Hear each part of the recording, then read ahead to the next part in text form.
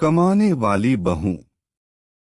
Mummy आप हमारे साथ बेंगलुरु चलो, पापा थे तो अलग बात थी, अब आप अकेले यहाँ गांव में कैसे रहोगे बेटे, अनिल ने कहा तो मैं असमंजस में पड़ गई। हार्ट अटैक से हुई इनकी अचानक मौत से मैं अपने आप को लाख कोशिश के बाद भी संभाल नहीं पा रही थी। 12 दिन हो जाने से सभी मेहमान चले गए थे। बेटा अनिल और बहू अनीता दोनों ही इंजीनियर हैं। मेरी सहेलियों ने मुझसे कहा कि बेटे बहू के पास रहने नहीं जाना, क्योंकि कमाने वाली बहू को बुजुर्ग साथ बिल्कुल अच्छी नहीं लगेगी, उसकी आज़ादी में तुम्हारे जाने से खलल पड़ेगी, वह तुम्हें ताने मार मार कर तुम्हारा जीना हराम कर देगी। पैसे भी भाई साहब ने जीते जी ही पूरी संपत्ति बेटे के नाम कर दी थी। ऐसे में तो पूरी संभावना है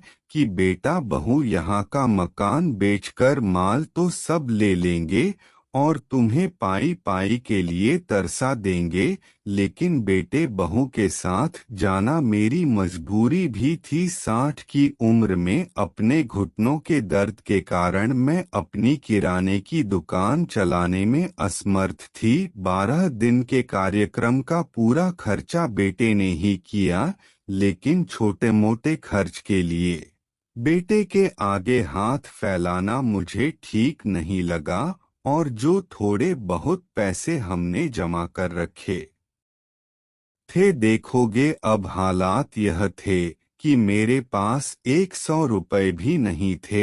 असमंजस में मैं अनिल का कोई जवाब नहीं दे पाई। इतनी में अनीता ने कहा, मम्मी जी बताइए कि कौन कौन सी साड़ियाँ रखनी है, मैं अपनी सूटकेस पर कर देती हूँ। अनीता के ऐसा कहने पर मैं कुछ बोल नहीं पाई और चुपचाप इन लोगों के साथ बेंगलुरु आ गई। अनिल और अनीता दोनों ही मेरा पूरा पूरा ख्याल रखते, सभी साथ ही मैं खाना खाते। अनीता मेरी पसंद के हिसाब से खाना बना देती। दोनों की यही कोशिश रहती है कि मुझे इनकी याद ना सताए, मैं खुश रहूं। 8 साल का पोता जीतू तू दादी माँ कहकर मेरे आगे पीछे घूमता रहता। मैं कोई भी चीज के लिए बोलती तो वह चीज मुझे बराबर लाकर दे देते। यह सब देखकर मेरे मन को शांति मिल रही थी। मैं सोचने लगी कि आजकल के बच्चों को बदनाम करते हैं।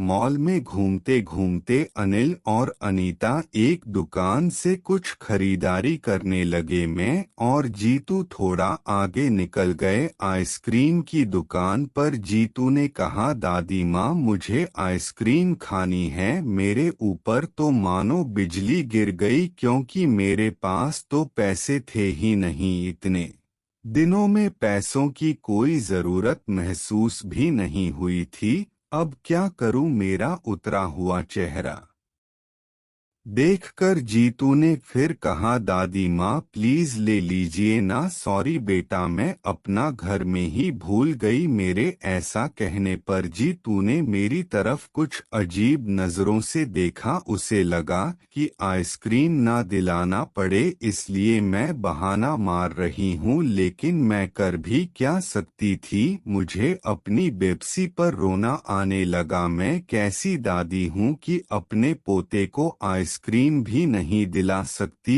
उनके जाने के बाद पहली बार मैं अपने आप को बहुत ही असहाय महसूस कर रही थी। हमने बाहर डिनर किया। अनीता ने मेरे पसंद की काजू करी ऑर्डर की, लेकिन मुझे उसमें विश्वास नहीं आ रहा था।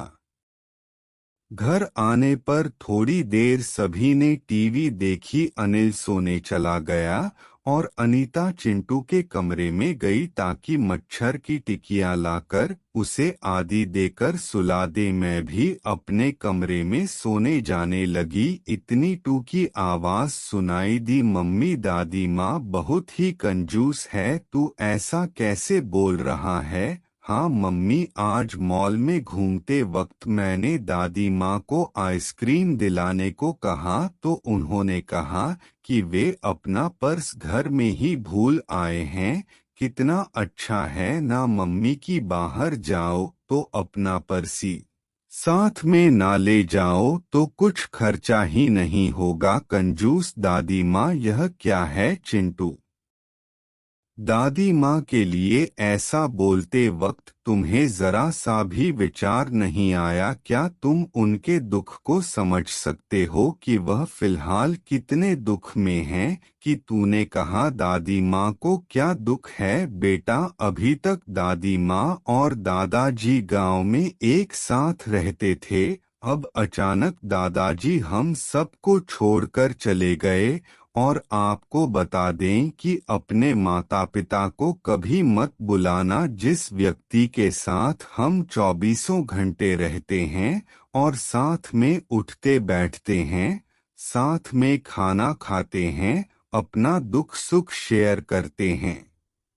वही व्यक्ति अचानक हमसे बहुत दूर चला जाता है तो कितना दुख होता है यह अभी तुम नहीं समझ सकते। सोचो, अचानक तुम्हारे मम्मी पापा तुमसे बहुत दूर चले जाएं, इतनी दूर कि कभी वापस ना आए, तो क्या तुम्हें दुख नहीं होगा? नहीं मम्मी, मैं आप लोगों के बिना नहीं रह सकता बेटा। फिर सोचो, दादी माँ दादाजी के बिना कैसे रह रही होंगी? ऐसी स्थिति में यदि अपना घर में भूल गई तो तुमने उन्हें कंजूस तक कह दिया, तुम्हें तुम्हारे प्रति उनका प्यार नहीं दिखा। दोस्तों, अगर स्टोरी अच्छी लगी हो तो लाइक और कमेंट जरूर करें।